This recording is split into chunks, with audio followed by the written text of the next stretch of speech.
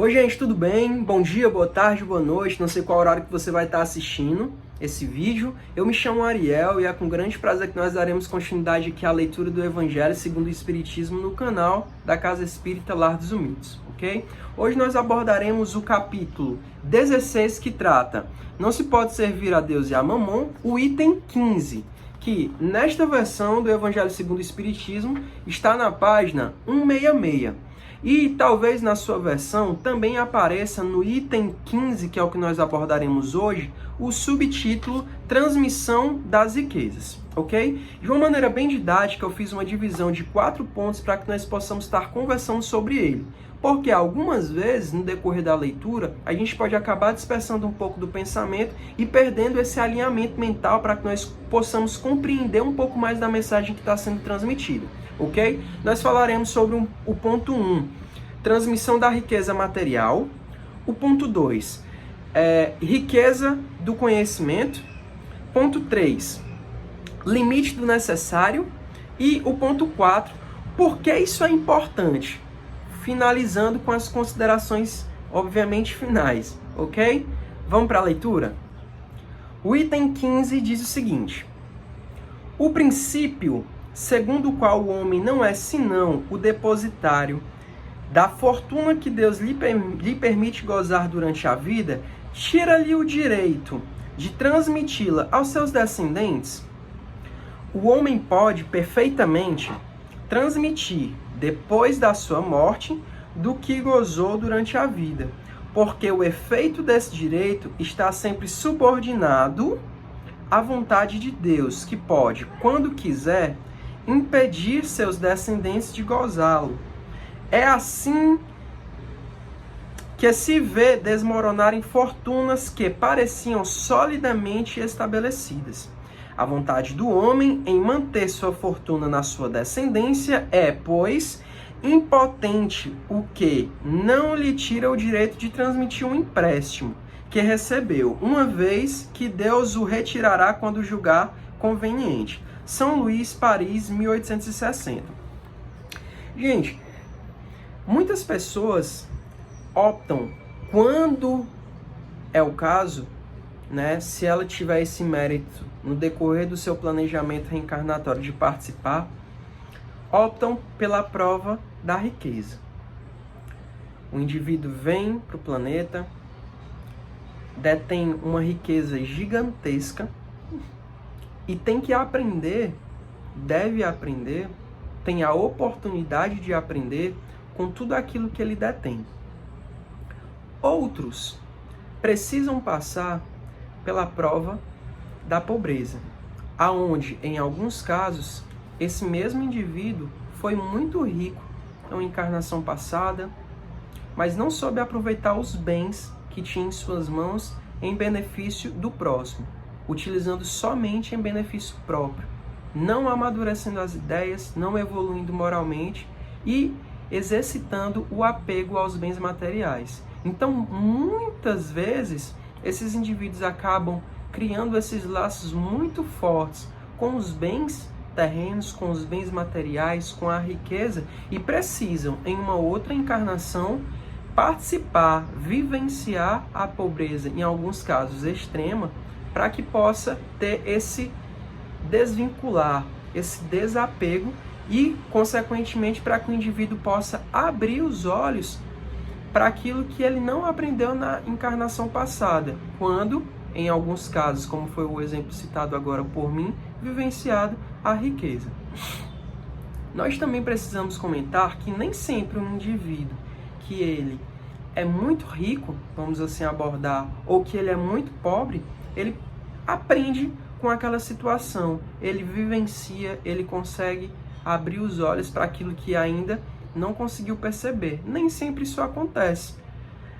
E algumas vezes o indivíduo, ele fixa os pés, as mãos, né, naquilo que ele detém, no caso da riqueza, trazendo aqui para o nosso evangelho, para a mensagem que foi lida, e ele não consegue transpassar, não consegue transmitir. Em alguns casos, agora alinhando ainda mais com o nosso texto, ele opta por transmitir essa riqueza para os seus descendentes, tendo em vista que nada o impede, entre aspas, pois que o indivíduo que tem que passar pela prova da riqueza, nem sempre os seus familiares terão que passar por aquela prova. Algumas vezes é justamente o oposto. O indivíduo que é o detentor da riqueza tem que passar por essa prova, mas os seus familiares têm que passar pela prova da pobreza. Então, por mais que haja, nesse caso, citado, o livre-arbítrio do indivíduo detentor de transmitir, repassar essa riqueza para seus familiares, ou seja, as grandes e famosas heranças, os familiares podem não ter essa prova no seu planejamento encarnatório. Ou seja, por mais que haja um interesse, não permanecerá naquela família, certo? Então, esse é o nosso primeiro ponto, que nós precisamos abrir a mente e compreender um pouco mais sobre essa necessidade que alguns indivíduos têm de passar por essa prova e também o interesse do mesmo de transpassar, de transmitir essa riqueza para os seus descendentes. Um exemplo que é muito válido nós citarmos aqui é o querido Giovanni, nome dado pelos pais, que significa João em italiano, homenagem que o pai fez a João Batista, o qual era muito querido pelos familiares. Giovanni, para quem não conhece, era filho de um comerciante muito rico naquela época, né?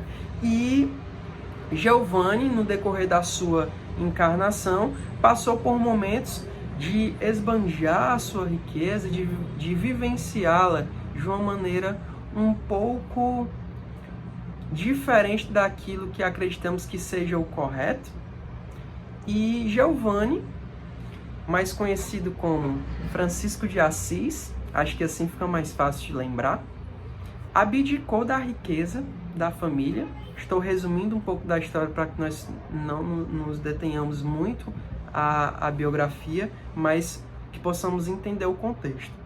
Francisco de Assis abdicou da riqueza da família e decidiu vivenciar um pouco da pobreza que era vivenciada pelo Cristo.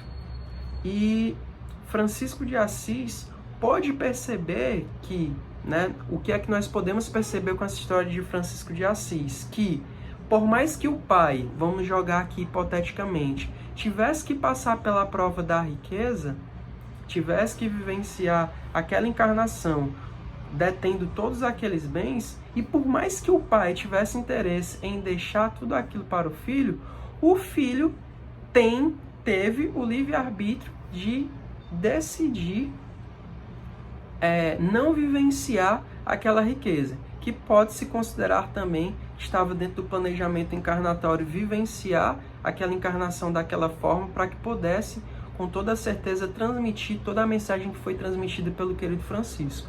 Então, assim, o que é que nós podemos correlacionar essa história? O que é que pode ser correlacionado a essa história e o nosso texto? É que, por mais que, hipoteticamente, o pai tivesse que passar por aquela prova da riqueza e que tivesse o interesse de transmitir a riqueza para o seu filho, deixar aquela riqueza para o filho teve o livre-arbítrio de deixar passar, deixar de lado aquela riqueza e vivenciar a sua própria história.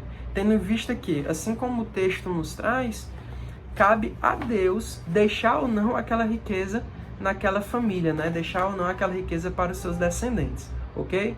Vamos para o próximo ponto. O outro ponto que vale a pena nós comentarmos aqui é a transmissão da riqueza do conhecimento. Abordamos agora há pouco, o caso de Francisco de Assis e de seu pai, onde jogamos aquela situação hipotética. Afinal, a gente não tem, pelo menos até esse momento, como afirmar que aconteceu exatamente isso, que foi isso em relação ao pai, Caso você já tenha lido alguma coisa sobre o assunto, deixa aqui nos comentários para que a gente possa estar trocando conhecimento, ok? Mas o outro ponto que vale a pena nós comentarmos é sobre essa transmissão da riqueza do conhecimento. Vamos jogar uma situação hipotética. Imaginemos que existe uma fábrica de fabricação de biscoito e que o pai tem total interesse em transmitir todo aquele conhecimento em relação à fabricação dos biscoitos para os filhos, de como que é preparado, como que a massa é feita, a quantidade dos elementos que precisam ser acrescentados naquela receita, o tempo no forno para que o biscoito fique daquele jeito crocante, delicioso, enfim. O pai ou a mãe decide transmitir toda aquela informação para o filho. No entanto, a gente precisa levar em consideração que, se o filho não tiver interesse em absorver tudo aquilo que está sendo passado, transformar aquele conhecimento em sabedoria, transformar aquele conhecimento em uma forma de dar continuidade à tradição da família na fabricação de biscoitos nessa fábrica, por assim dizer, o filho pode simplesmente escutar a mensagem e a mensagem sair pelo outro ouvido, certo? O que é que a gente pode, como é que a gente pode correlacionar essa história, essa ilustração com o nosso texto? Que, por mais que o indivíduo tenha interesse em transmitir, o filho, os descendentes, têm o livre-arbítrio, perceba, tem o livre-arbítrio de dar ou não continuidade àquela história. Não adianta nós, como donos dessa empresa, vamos colocar assim, detentores de um determinado conhecimento, decidirmos, querermos transmitir se não está dentro do planejamento daquele descendente, daquela pessoa, daquele filho, daquele parente, enfim. Dar continuidade àquilo que nós estamos tentando transmitir, ficou claro? Uma das coisas que a gente também precisa comentar é que nem sempre o indivíduo ele tem um interesse em transmitir o conhecimento ou deixar aquela riqueza para os seus familiares, tendo em vista que ele ainda é muito apegado aos bens materiais, no caso dessa situação hipotética de transmissão da riqueza de bens materiais. Assim como pode ser que ele também seja muito apegado àquele conhecimento e não tenha interesse em deixar aquelas informações para os seus descendentes. Precisamos lembrar disso para que nós também possamos agora adentrar no terceiro ponto, como já havíamos combinado no início desse vídeo, que trataremos sobre o limite do necessário. Ariel, como assim o limite do necessário?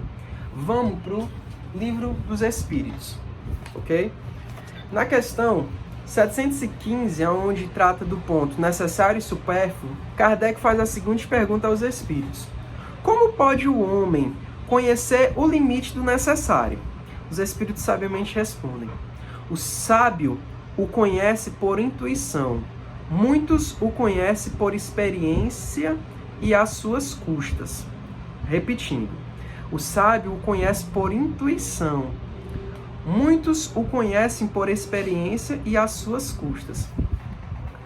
O indivíduo ele tem a intuição em relação ao limite daquilo que é verdadeiramente necessário no decorrer daquela sua encarnação. Na situação que nós colocamos de uma pessoa que é muito rica, que é dono de empresas e etc., ela sabe que ela tem a oportunidade, com aquela oportunidade da riqueza, de auxiliar outras pessoas através da sua riqueza, através de todos os seus bens materiais, financeiros, etc. Então, assim, a pessoa ela tem no seu íntimo aquela intuição de que, poxa, isso para mim é o bastante. Agora, como é que eu posso utilizar todos os meus recursos em prol também do nosso próximo, certo? Algumas vezes vale a gente tocar nessa tecla de novo, o indivíduo ele não tem interesse, como nós acabamos de comentar. Por quê? Porque ele ainda é muito apegado aos bens, que pode ser também, acredito eu, né? Que vale a pena nós falarmos sobre isso. O indivíduo ainda traz muito esse apego das vidas passadas, alguns instintos primitivos, e esse apego demasiado aos bens. E possa ser que essa voz interior de você pode ajudar o próximo, isso que você tem é o suficiente. Você não acha que você pode auxiliar outras pessoas? Todas essas vozes, algumas vezes, elas ficam submersas, né, nessa onda da vaidade, nessa onda do apego aos bens materiais, que acabam, consequentemente, prejudicando o indivíduo no decorrer da sua encarnação. Obviamente, não estamos aqui generalizando, dizendo que todas as pessoas que detêm grandes riquezas e que têm grandes oportunidades no que diz respeito a essa parte da mensagem que nós estamos aqui trazendo, que elas não ajudam outras pessoas. Mas estamos também colocando situações que sabemos que acontecem, onde o indivíduo ele é tão apegado, tão preso à matéria, que ele não consegue, por esse apego excessivo, auxiliar as outras pessoas no decorrer da sua trajetória encarnatória. E Kardec, quando ele faz essa pergunta, ele fala, os espíritos respondem muito claramente, que a nossa própria consciência é capaz de nos responder em relação ao limite, né? E na questão 716, lemos anteriormente a 715, agora na 716, logo em seguida, Kardec pergunta: a natureza não traçou o limite das nossas necessidades em nossa organização? Ou seja, não foi estabelecido um limite, né, desses bens, por assim dizer? E os espíritos respondem: sim, mas o homem é insaciável. A natureza traçou o limite de suas necessidades em sua organização, mas os vícios alteram sua constituição, e ele criou para si necessidades que não são reais. Quer um exemplo? Você já se viu na situação de ter diversas roupas e diversos calçados no seu guarda-roupa e você se colocar naquela situação: eu não tenho roupa para sair, eu não tenho um calçado para calçar, preciso comprar. A gente pode fazer essa correlação dessa situação com a história que nós acabamos de contar. Muitas vezes o homem, ele não consegue identificar justamente o ser, né, o indivíduo, não consegue identificar que ele já tem o necessário, mas ele acaba se enchendo de necessidades ao quais não são necessárias, justamente por esses vícios de sempre ter, possuir. É preciso, gente, que nós fiquemos muito atentos àquilo que nós estamos trazendo para a nossa vida. Será que tudo aquilo que nós realmente estamos colocando na nossa cabeça é realmente necessário para a nossa vida? Essa mensagem, ela nos traz essa reflexão, como eu costumo falar. O Evangelho segundo o Espiritismo, o Livro dos Espíritos, em todas as mensagens te apresentam um convite. Te apresentam um convite à reflexão, te apresentam um convite à mudança, para que a gente possa estar mudando o nosso padrão mental e reavaliando aquilo que nós ainda não percebemos que é importante nas nossas vidas. Então, esse ponto 3, que é o limite do necessário, como nós já havíamos combinado, né? O limite do necessário, exato, aqui a minha pesca, tenta nos trazer isso para que nós possamos avaliar esse ponto. Vamos para o próximo item, para que a gente possa estar comentando e estar finalizando, ok? Bem, gente, aqui nós chegamos no último ponto, acordado no início dessa nossa conversa, que trata por que isso é importante, qual a importância disso na minha vida, o que é que essa mensagem acrescenta na minha vida. Na questão 711 do Livro dos Espíritos, o gozo dos bens terrenos, né? Ele trata o seguinte: Kardec pergunta: o uso dos bens da terra é um direito de todos os homens? Esse direito, responde os espíritos, é a consequência da necessidade de viver. Deus não pode ter imposto um dever sem haver dado os meios de o satisfazer.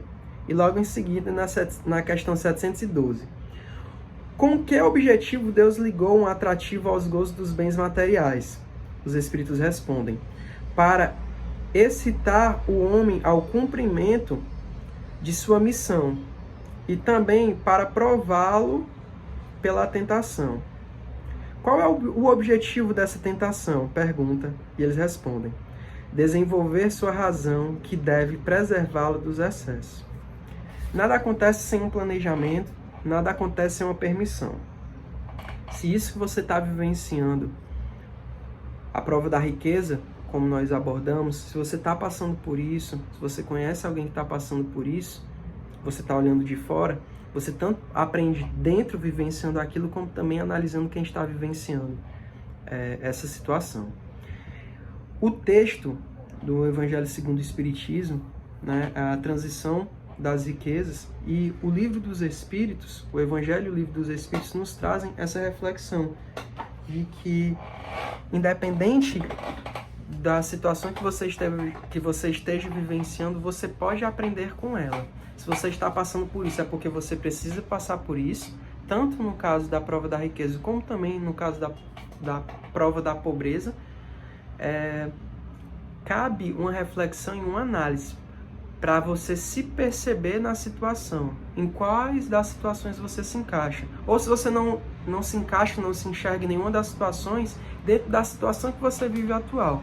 O que é que você precisa aprender?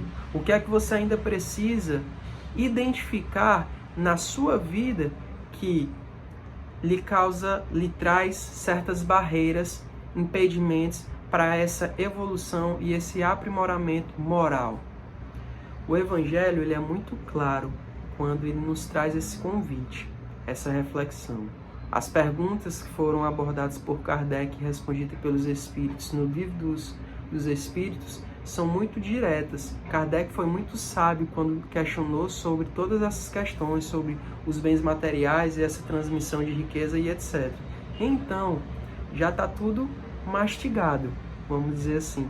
Falta só a gente colocar para dentro, avaliar e colocar em prática, porque de nada adianta nós lermos, nós ouvirmos, se nós não aplicarmos na nossa vida, tá bom? O que a mensagem buscou trazer, de acordo com a minha análise, com a nossa percepção, é que é necessário que nós possamos aprender, vivenciar a riqueza, bem como a pobreza da melhor maneira possível, buscando ajudar as outras pessoas, buscando identificar aonde nós podemos contribuir, de que forma nós podemos contribuir positivamente na vida do nosso próximo.